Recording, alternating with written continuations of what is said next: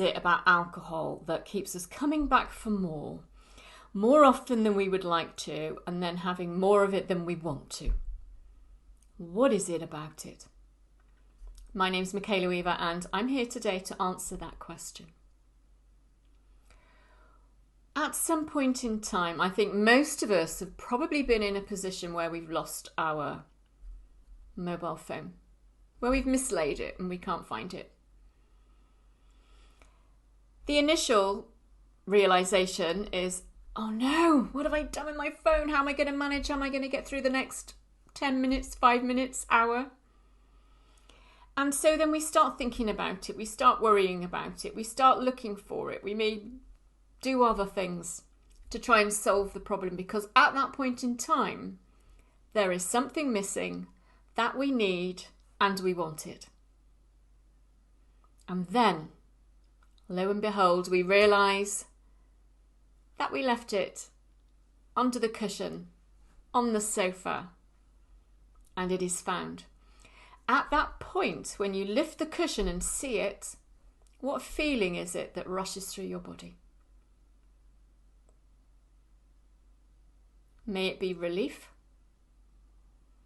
May it be a feeling of, phew, I've got it, I found it.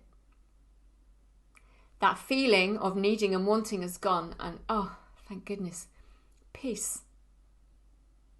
The mind is silent, where once 2 minutes ago, 30 seconds ago, it was noisy because it was missing something that it wanted. So would you say that you were relieved because you'd found it? You may even say, well, yeah, I felt good because I found what was missing. If you hadn't lost the phone in the first place, would you be delighted that it was there every minute of every day? No, it's just there. It's only when it's not there that the void and the gap is caused that makes you want it to be there. When a drinker seeks a drink, it isn't to be happy. It's to relieve the feeling of lack.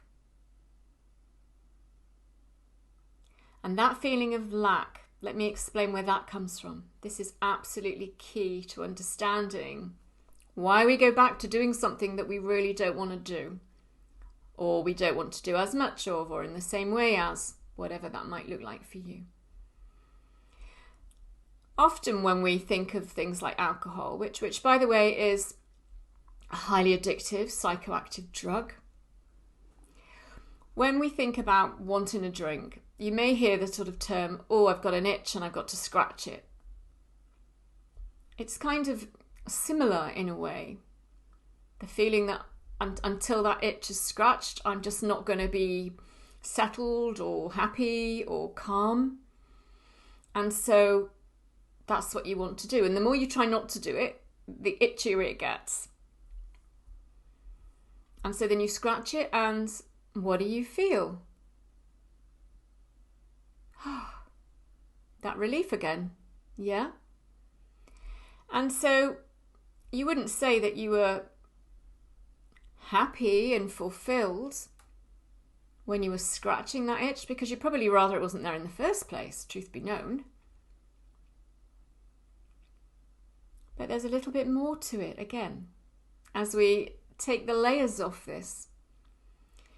Because unbeknownst to you, that stuff that you washed your hands with that morning,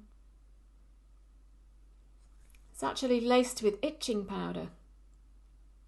And as you go to scratch that itch, you're putting itching powder onto your skin. And every time you go back to scratch it, your hands rub a little bit wider. And so the itch starts to spread, it grows. And then, of course, the relief when you scratch it feels more. Now, when it comes to scratching an itch on your skin, you know full well, that that is not in your best interests. You know that you don't want any part of any of it. But the alcohol trap is very, very subtle. And that perception of relief is so disguised as things like, it makes me feel happy, it makes me feel like I'm enjoying myself, it adds to my life. It is so brilliantly disguised that we don't even know we're in it. But the way alcohol and all drugs work is that when you have a drink, you are simultaneously relieving that itch and you are putting itching powder back on to the skin in this metaphor. So by consuming alcohol, you are relieving the irritation that was set up last time you had a drink. And the way all drugs work is that void, that gap, that lack that is being sought gets bigger and bigger and bigger. And then so we're trying to fill it up, but we can't because it's a leaky bucket. And then we try to fill it up and we can't, because not only is it a leaky bucket, the bucket's getting bigger. And so it's like the sorcerer's apprentice. The problem is getting bigger because the problem is causing the problem. Einstein said, don't try to solve the problem from within the problem. You have to look elsewhere. All alcohol problems, and alcohol itself as a drug, are 95% psychological. And so this is proper science, not pseudoscience. This is proper psychology, not pseudopsychology. And that's what's needed here to understand why we find ourselves with alcohol doing it when we don't want to do it, doing more of it than we want to do, more often than we want to be doing it. And then for many, eventually getting to the point where I don't want to do this anymore at all. And I recognise that I'm in a trap. I'm just not quite sure how to get out of it.